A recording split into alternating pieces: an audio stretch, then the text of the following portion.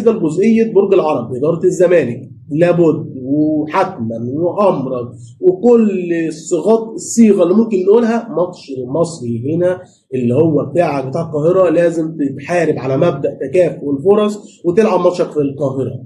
ماليش دعوه وما ادفعش ضريبه مش بتاعتي ولا حاسب على حاجه مش بتاعتي. المصري لما كان في المجموعات مع بيراميدز لعب لعب في الدفاع الجوي في ملعب بيراميدز.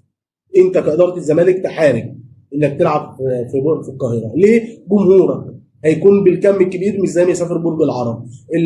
الملعب انت حافظه مش زي برج العرب، فالمصري ما ينفعش يلعب السنه كلها على برج العرب وانت تلعبه حتى في افريقيا الماتشين على ملعبه. فالاداره لازم تحارب على الموضوع ده بشتى الطرق، مفيش حل تاني. ده بالنسبه لي تعليقي على المجموعه الخاصه بنادي الزمالك. من وجهه نظري ان المجموعه في الغالب ان شاء الله بدون مقاطعه الزمالك يكون متصدر المجموعه، وان شاء الله